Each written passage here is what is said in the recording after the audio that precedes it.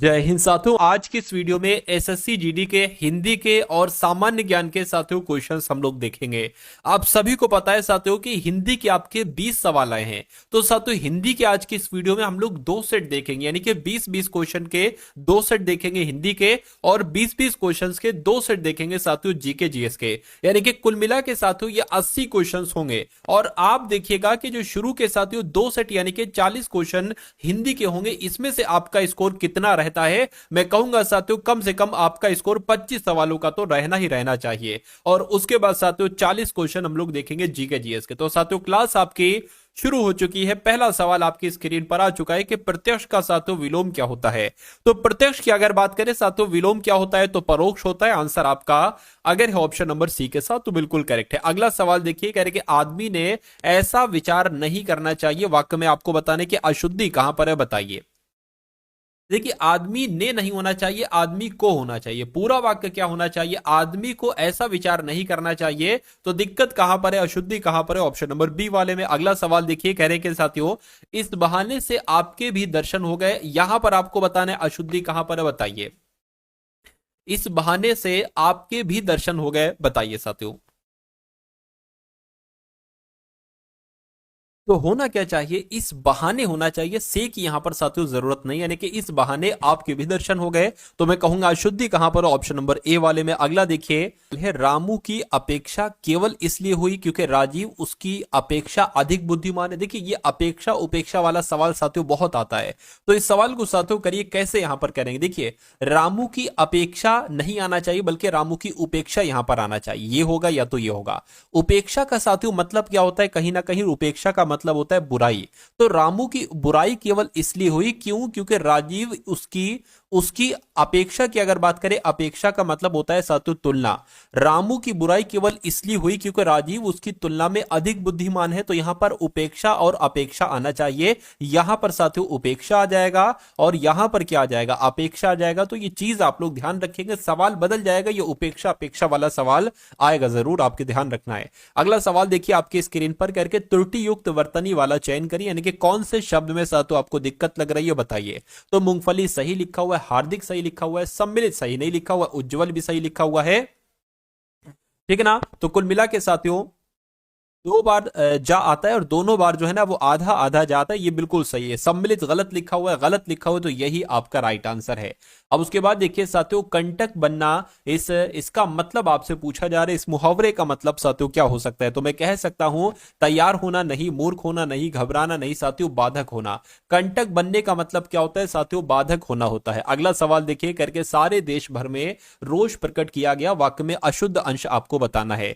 तो यहां पर अगर बात करें साथियों सारे, देखिए सारे देश भर में, अब सारे भी यहां पर आ गया, भर भी यहां पर आ गया, ऐसे होना चाहिए देश में, सारे देश में रोष प्रकट किया गया। तो यहां पर साथियों भर नहीं आना चाहिए। तो दिक्कत कहां पर है साथियों? दिक्कत आपकी यहां पर है। अगला सवाल देखिए आपकी स्क्रीन पर है, बताइए।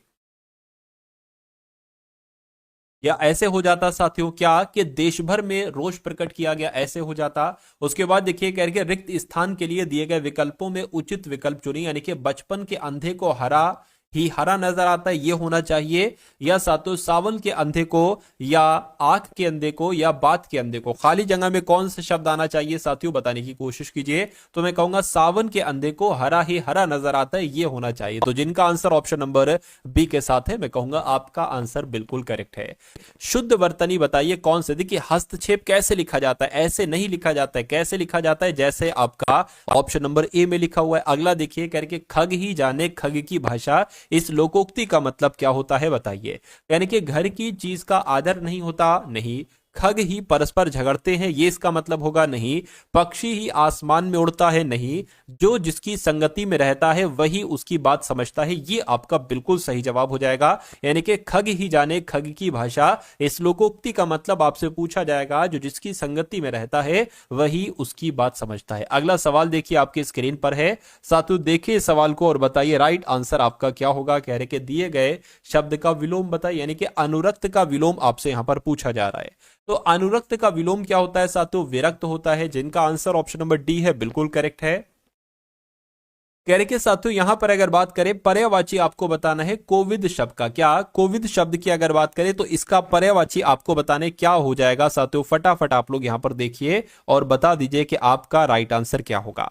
तो मैं कह सकता हूं विद्वान, ये आपका हो जाएगा, यानी कि कोविद का पर्यायवाची क्या हो जाएगा, विद्वान हो जाएगा। आंसर अगर आप कहे ऑप्शन नंबर बी के साथ तो मैं कहूंगा बिल्कुल करेक्ट है। अगला देखिए पूछा जा रहा है कि गोद में स्थान पाया हुआ, इसके लिए एक शब्द क्या होगा, तो इसको क्या कहा जाता है साथियों, अंकस्त कहा जाता है। क्या अंकस्त कहा जाता है, ये आप लोगों को मालूम होना चाहिए। रेखांकित शब्द के लिए उचित विकल्प का चयन कीजिए। सूर्य पूर्व पर उगता है, तो यहां पर अगर बात करें पर की जगह पर क्या आना चाहिए, के, यानी कि सूर्य पूर्व के उगता है, नहीं सूर्य पूर्व में उगता है, या सूर्य पूर्व पास उगता है, नहीं के यहां उगता है, नहीं साथियों। सबसे सटीक जवाब जो होगा इस सवाल का वो ऑप्शन नंबर बी हो जाएगा। अगला देखिए कह रहे कि कोश का साथियों पर्यायवाची आपको बताना है, तो कोश का पर्यायवाची क्या हो जाएगा साथियों, खजाना हो जाएगा। राइट आंसर आपका सी हो जाता है। साथियों काउंट करते रहिएगा कि कितने सवाल आपके यहां पर बिल्कुल सही जा रहे हैं। कह रहे कि दिए गए वाक्यांश के लिए उचित सार्थक शब्द बताइए, यानी कि गीत रचने वाले को क्या कहा जाता है, तो गीत रचने वाले को गायिका, ग्रंथकार, गायक या गीतकार, तो मैं कहूंगा गीतकार कहा जाता है। गीत रचने वाले को क्या कहा जाता है साथियों, गीतकार कहा जाता है।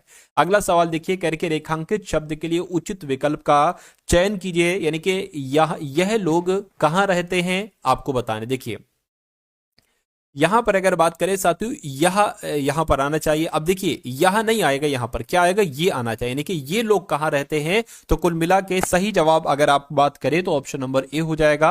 उसके बाद देखिए साथियों काला अक्षर उल्लू बराबर, या काला अक्षर गाय बराबर, या भैंस बराबर, या कोयल बराबर, यहां पर आपको बताने खाली जगह में कौन सा शब्द आएगा। तो अगर आपने यहां पर चुना है ऑप्शन नंबर सी, यानी कि काला अक्षर उल्लू भैंस बराबर, तो आपका आंसर यहां पर बिल्कुल सही हो जाएगा, भैंस यहां पर आएगा। उसके बाद देखिए नेक्स्ट नंबर का सवाल है साथियों, अभी आपका 20 क्वेश्चन होने वाले। कह रहे कि रेखांकित शब्द के लिए उचित विकल्प का साथियों क्या कीजिए, चयन कीजिए। वह घोड़े में सवार है, अब यहां पर में की जगह पर आपको बताने क्या आना चाहिए। वह घोड़े के सवार है, नहीं। वह घोड़े से सवार था, नहीं। वह घोड़े पर सवार है, ये आपका बिल्कुल सही हो जाएगा। यानी कि इस रेखांकित शब्द के नीचे क्या आना चाहिए, में की जगह पर आना चाहिए। वह घोड़े पर सवार था। अगला सवाल देखिए, विकास के लिए आर्थिक विविधता आवश्यक होती है या आत्मनिर्भरता आवश्यक होती है। कुल मिला के आपको बताने साथियों यहां पर आपका क्या आ सकता है, बताइए। चलिए देखिए, तो आत्मनिर्भरता होना चाहिए। क्या होना चाहिए साथियों, यहां पर आत्मनिर्भरता होना चाहिए, यानी कि विकास के लिए आर्थिक आत्मनिर्भरता आवश्यक होती है। राइट आंसर आपका बी हो जाएगा। जो सुंदर व्यक्ति होता है वो कभी खाली नहीं बैठता, खाली जगह में ये आना चाहिए। जो आलसी व्यक्ति होता है या जो भावहीन व्यक्ति होता है, जो परिश्रमी व्यक्ति होता है, तो यहां पर कौन सा शब्द आना चाहिए साथियों, जो परिश्रमी व्यक्ति होता है वो कभी खाली नहीं बैठता है, ये होना चाहिए। आंसर आपका डी के साथ जाएगा। अगला सवाल है करके समुद्र के पास जाते ही थकान गायब हो जाती है, तो आपको बताने कि यहां पर कौन सा शब्द आएगा। आधी थकान गायब हो जाती है, नहीं, ये भी गलत लिखा हुआ है साथियों। आधी कौन सा सही लिखा हुआ है, ऑप्शन नंबर सी वाला सही लिखा हुआ है, यानी कि समुद्र के पास जाते ही आधी थकान गायब हो जाती है, ये होना चाहिए। उसके बाद देखिए निम्नलिखित शब्दों में से शुद्ध शब्द का चयन कीजिए, यानी कि चारों शब्दों में से कौन सा शब्द आपको सही लग रहा है। क्या पद्धति ऐसे लिखा जाता है, तो पथी लिखा हुआ है। पद्धति की अगर बात करें ऑप्शन नंबर, ठीक है ना, सी में जैसे लिखा है ये सब बिल्कुल सही लिखी। यहां पर साथियों बड़े तामे बड़ी की मात्रा लगी तो ये गलत हो जाएगा। पद्धति जैसे ऑप्शन नंबर सी में लिखा हुआ ये आपका सही जवाब हो जाएगा। अगला सवाल देखिए आपकी स्क्रीन पर है साथियों, यानी कि ये बीर मीठे नहीं है या ये बेर मीठे नहीं है, तो यहां पर साथियों क्या होना चाहिए, ये बेर मीठे नहीं है, ये होना चाहिए। आंसर आपका ऑप्शन नंबर बी हो जाएगा। अगला देखिए नाम फैलाना, इस नाम फैलाने का मतलब क्या होता है, उत्सुक होना, बहुत प्यार करना, चौकन्ना होना या मशहूर होना। तो मैं कहूंगा नाम फैलाने का मतलब होता है साथियों मशहूर होना। राइट आंसर आपका डी के साथ जाएगा।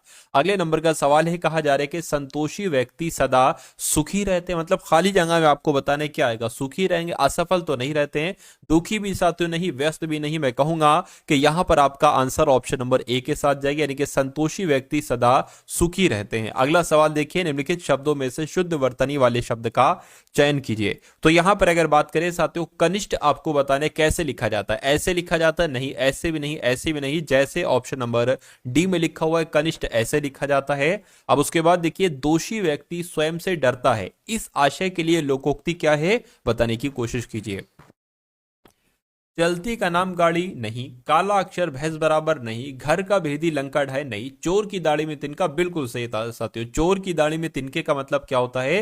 दोषी व्यक्ति स्वयं से डरता है, यानी कि खुद ही डरता है वो। अगला सवाल देखिए, कह रहे कि हमने सदा तुम्हें अपना समझा, ठीक है ना, अपना समझा तुम्हारा नहीं। अब यहां पर भी आपको बताना है खाली जगह में कौन सा शब्द आ जाएगा।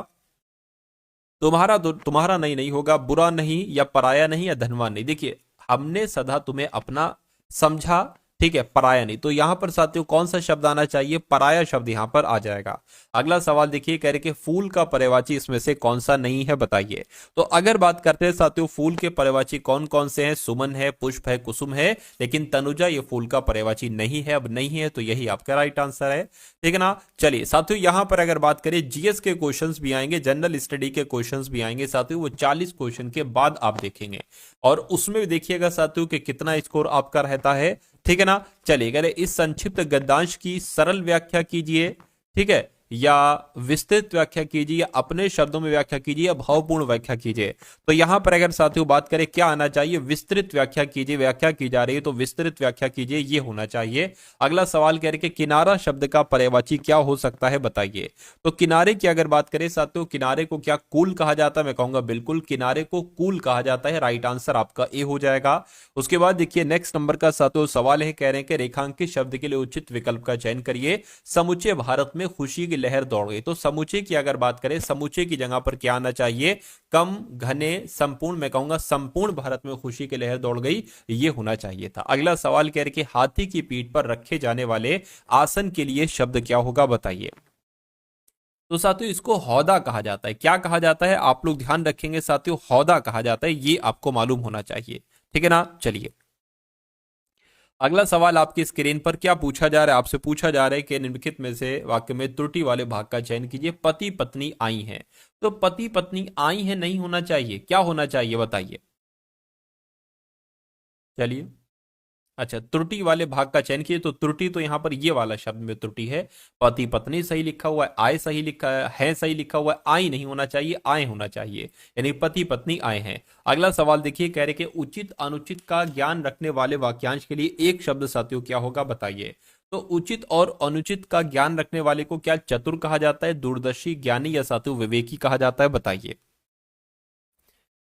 क्या आपका राइट आंसर हो सकता है? तो साथियों मैं कहूंगा विवेकी आपका यहां पर सही जवाब हो जाएगा। उचित अनुचित का ज्ञान रखने वाले को विवेकी ही कहा जाता है। अगला देखिए, कह रहे कि निम्नलिखित वाक्य में त्रुटि वाले भाग का चयन कीजिए। यहां पर अगर साथियों बात करते हैं कि मुझे भारी दुख हुआ, त्रुटि कहां पर है, ठीक है। देखिए मुझे भारी दुख हुआ, भारी नहीं होना चाहिए, यहां पर भारी में दिक्कत है, बहुत कह सकते हो, ठीक है, मुझे बहुत दुख हुआ।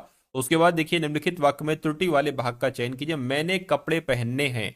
क्या अब यहां पर आपको बताना है साथियों, मैंने कपड़े पहनने हैं, तो दिक्कत कहां पर है, बताइए। चलिए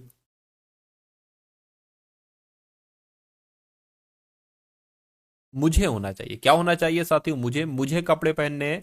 तो दिक्कत कहां पर हो जाएगी, ऑप्शन नंबर ए में हो जाएगा, और यही आपका सही जवाब हो जाएगा। उसके बाद देखिए साथियों अगले नंबर का सवाल है, कह रहे कि रेखांकित शब्द के लिए उचित विकल्प का चयन कीजिए। उन्होंने इस बात पर आपत्ति प्रकट की है। तो दिक्कत साथियों ये कहां पर है, मुझे बताइए। चलिए उन्होंने इस बात पर आपत्ति प्रकट की है। चलिए तो रेखांकित शब्द की यहां पर बात की गई, तो मैं कहूंगा रेखांकित शब्द की अगर बात करें तो ये रेखांकित हो गया, यानी कि इसकी जगह पर आपको बताना है क्या आना चाहिए। तो मैं कहूंगा सिर्फ यहां पर आपत्ति आएगा, प्रकट वगैरह ये सब नहीं आएगा। तो कुल मिला के उन्होंने इस बात पर आपत्ति की है, ये बिल्कुल शुद्ध वाक्य हो जाएगा, और यही आपका क्या होगा, यही आपका सातु बिल्कुल सही और बिल्कुल सटीक जवाब हो जाता है। भाई बहुत बढ़िया, वेरी गुड क्लास। तो साथियों यहां पर आप लोगों ने देखे 40 सवाल देख लीजिए, कौन से साथियों 40 सवाल तो देख लीजिए आपने पूरे हिंदी के। और अब यहां पर अगर बात करें अब साथियों कौन से सवाल आप लोग देखेंगे, अब देखेंगे 40 सवाल सामान्य ज्ञान के। और इन सामान्य ज्ञान के साथियों 40 सवालों में से देखकर बताइएगा कितना आपका स्कोर रहा है, कितने क्वेश्चन आपके सही रहे। तो प्रसिद्ध गायत्री मंत्र ये कहां से लिया गया है साथियों, ये ऋग्वेद से लिया गया है, ये आप लोग याद रखेंगे। उसके बाद देखिए कि पुस्तक कथा सरित सागर किसने लिखी थी। तो पुस्तक कथा सरित अमृत सागर साथियों किसके द्वारा लिखित है? मैं कहूंगा सोमदेव के द्वारा लिखित है। राइट आंसर आपका ऑप्शन नंबर डी हो जाएगा। अगला देखिए करके कि दिल्ली के सुल्तान का पद संभालने से पहले बलबन किस सुल्तान का प्रधानमंत्री था? तो ये साथियों नसीरुद्दीन के प्रधानमंत्री थे। आंसर आपका जो जाएगा वो ऑप्शन नंबर ए के साथ जाएगा, ठीक है ना। अगला सवाल देखिए आपकी स्क्रीन पर है करके संविधान की उद्देशिका यानी कि प्रस्तावना का संशोधन कितनी बार किया गया था? तो कितनी बार किया गया था? केवल एक बार किया गया था। राइट आंसर आपका ऑप्शन नंबर सी हो जाएगा। अगला सवाल देखिए साथियों, ये सभी के सभी सवाल आपको तैयार करना है, ठीक है ना, और कोशिश करिए कि इसी क्लास में साथियों ये सवाल आप तैयार कर लीजिए।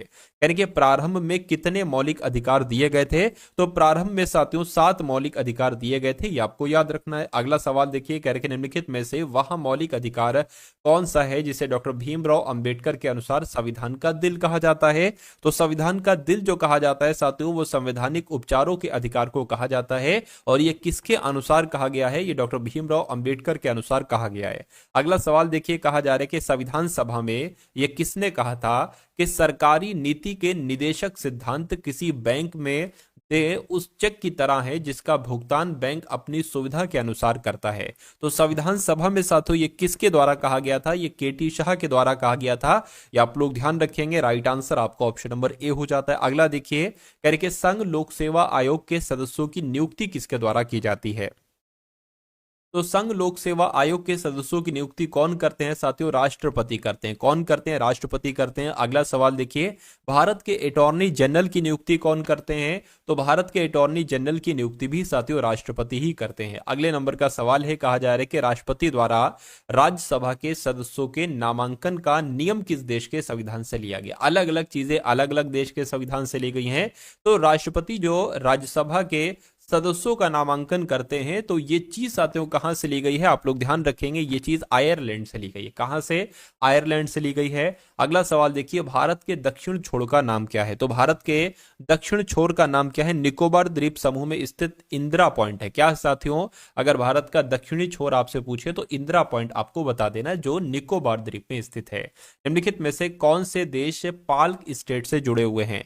तो किसकी बात चल रही है साथियों? पाक स्टेट की अगर बात करें तो भारत और श्रीलंका है, यानी कि आंसर आपका ऑप्शन नंबर ए के साथ जाएगा। अगला सवाल कह रहे कि राज्य समूह जिनसे मणिपुर की सीमाएं लगी हैं, यानी कि वो कौन से राज्य हैं जिनसे मणिपुर की सीमाएं लगी हुई हैं? तो मेघालय, मिजोरम, त्रिपुरा, नागालैंड, मिजोरम, मेघालय, नागालैंड, असम, मिजोरम ना, ये वाला आपका सही हो जाएगा। यानी कि जो मणिपुर की सीमा से टच है वो नागालैंड है, असम है और साथियों मिजोरम है। उसके बाद देखिए निम्नलिखित में से वह राज्य कौन सा है जिसकी सीमा म्यांमार से नहीं लगती? तो जिसकी सीमा म्यांमार से नहीं लगती साथियों वो कौन सा है? तो वो असम है। कौन सा है राज्य साथियों? वो असम है। अगला सवाल देखिए कह रहे कि अंडमान द्वीप समूह और निकोबार द्वीप समूह निम्नलिखित में से किसके द्वारा एक दूसरे से अलग किए गए हैं? तो ये साथियों 10 डिग्री चैनल के द्वारा अलग किए गए हैं। राइट आंसर अगर आपका है ऑप्शन नंबर ए के साथ तो मैं कहूंगा बिल्कुल करेक्ट हो जाएगा। अगला सवाल आपकी स्क्रीन पर, कहा जा रहा है कि अंडमान निकोबार द्वीप समूह में गद्दीदार चोटी यानी कि सैडल पीक ये कहां पर स्थित है? तो ये कहां पर स्थित है साथियों बताने की कोशिश करेंगे। ये उत्तरी अंडमान में स्थित है। क्या अंडमान निकोबार द्वीप समूह में गद्दीदार चोटी कहां पर स्थित है? उत्तरी अंडमान में स्थित है। अगला सवाल है आपकी स्क्रीन पर करके कौन सी पर्वत श्रेणी भारत में स्थित है? तो कौन सी पर्वत श्रेणी साथियों भारत में स्थित है? मैं कहूंगा पीर पंजाल जो पर्वत श्रेणी जो है ना ये भारत में स्थित है। राइट आंसर आपका ऑप्शन नंबर डी हो जाएगा। अगला सवाल है आपकी स्क्रीन पर कहने के सतपुड़ा की रानी कहते हैं, तो पंचमढ़ी जो पर्वत स्थल है इसको सतपुड़ा की रानी कहते हैं, या नीलगिरी को, या महेंद्रगिरी पर्वत को, या कौमम पर्वत को? साथियों बताइए। तो मैं कहूंगा कि पंचमढ़ी पर्वत श्रृंखला की जब हम बात करते हैं साथियों, पंचमढ़ी पर्वतीय स्थल की बात करते हैं तो इसको सतपुड़ा की रानी कहा जाता है। ये क्वेश्चन इंपॉर्टेंट है। अगला सवाल है करके बॉल पेन किस सिद्धांत पर कार्य करता है?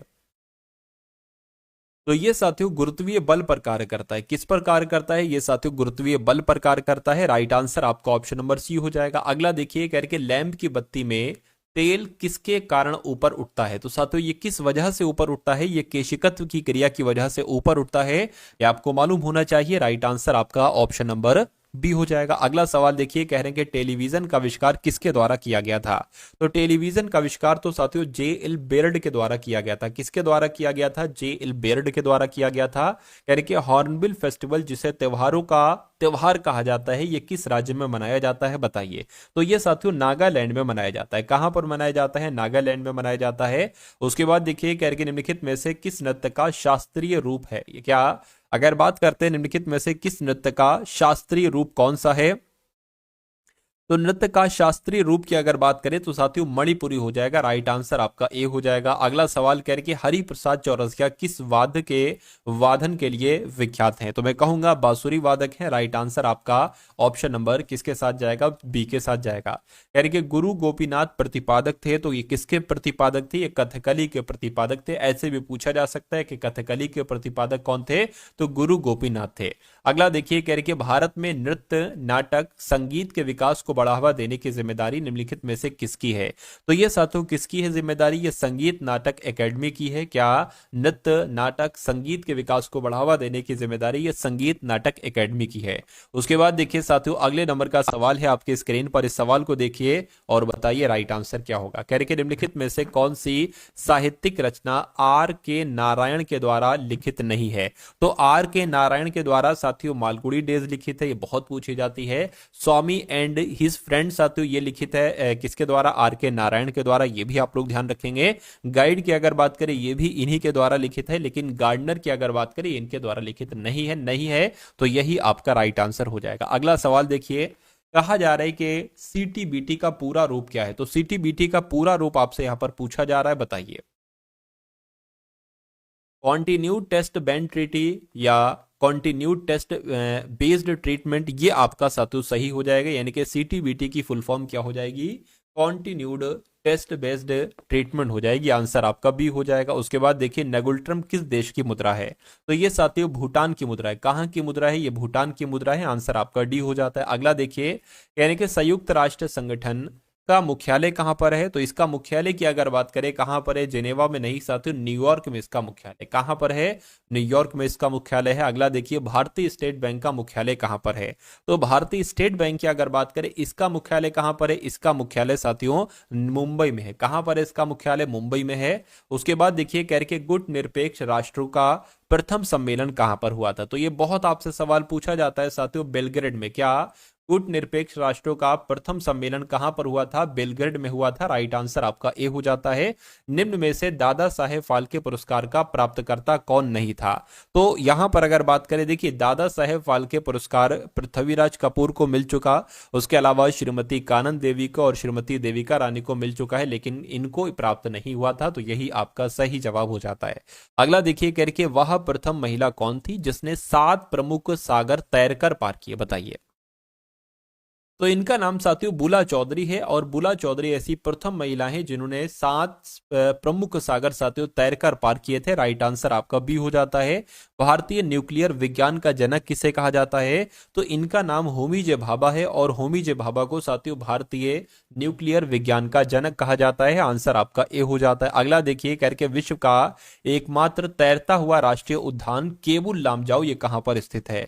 तो केबुल लामजाओ की अगर बात करते हैं साथियों कि ये कहां पर स्थित है, तो ये कहां पर स्थित है? ये तो मणिपुर में स्थित है। कहां पर साथियों? ये मणिपुर में स्थित है। अगला देखिए कह रहे कि नागरहोल नेशनल पार्क ये किस राज्य में है? तो ये कहां पर है साथियों? ये कर्नाटक में स्थित है। क्या जो नागरहोल नेशनल पार्क है साथियों ये कहां पर है? ये कर्नाटक में है। आंसर आपका जाएगा ऑप्शन नंबर बी के साथ। नेक्स्ट नंबर का सवाल है आपकी स्क्रीन पर। कह रहे हैं कि साथियों काजीरंगा राष्ट्रीय उद्यान किसके लिए प्रसिद्ध है? तो काजीरंगा राष्ट्रीय उद्यान की अगर बात करते हैं साथियों गेंडे के लिए जाना जाता है। आंसर आपका जाएगा ऑप्शन नंबर ए के साथ। अगला सवाल करके सतपुड़ा और विंध्य के बीच कौन सी नदी बहती है? तो यहां पर अगर बात करें साथियों कौन सी नदी बहती है? नर्मदा नदी बहती है। कौन सी नदी? नर्मदा नदी बहती है। अगले नंबर का सवाल है आपकी स्क्रीन पर। कहा जा रहा है साथियों कि किस अनुच्छेद के अनुसार राज्य विधान परिषद बनाई गई या समाप्त की जा सकती है? तो यहां पर अगर बात करें अनुच्छेद 169 आप लोग ध्यान रखेंगे, क्योंकि इस अनुच्छेद के अनुसार ही राज्य विधान परिषद बनाई या समाप्त की जा सकती है। आंसर अगर आपका है ऑप्शन नंबर डी के साथ, तो मैं कहूंगा आंसर आपका बिल्कुल करेक्ट भाई, बहुत बढ़िया, वेरी गुड क्लास। तो ये क्लास आपको साथियों कैसी लगी एक बार कमेंट सेक्शन में जरूर बताइएगा। इस वीडियो को साथियों लाइक कीजिएगा, अपने मित्रों के साथ शेयर कीजिएगा। और अगर आप वाकई में सिलेक्शन लेना चाहते हैं, जो हर क्लास साथियों जो भी क्लास आपको दी जाए उस क्लास में जितने भी क्वेश्चंस दिए जाएं, जीके के हों, हिंदी के हों, रीजनिंग के हो, मैथ के, उन सभी क्वेश्चंस को आपको तैयार करना है, क्योंकि वहां से साथ ये समझ लीजिए तकरीबन आपका 85% पेपर फंसेगा। देखिए अगर आप 100% सिलेक्शन लेना चाहते हैं तो आप पेपर को 80% करके आइए। वैसे नॉर्मली कट ऑफ तो साथियों 60% भी जाती है एसएससी जीडी की, 55 भी जाती है, और कहीं कहीं 50% भी जाती है। 50% का मतलब है कि 80 क्वेश्चन में से 40 क्वेश्चन सर। लेकिन अगर बात करते हैं आपको 100% सिलेक्शन लेना है और बहुत अच्छे नंबर से पास होना है, एक रैंकर्स की श्रेणी में आना है, तो मैं कहूंगा 80% आपको साथियों करना ही करना हो। ठीक है ना। चलिए तो साथियों तैयारी आपकी कंप्लीटली करवाई जाएगी, आप बस पढ़ते रहिए अच्छे तरीके से।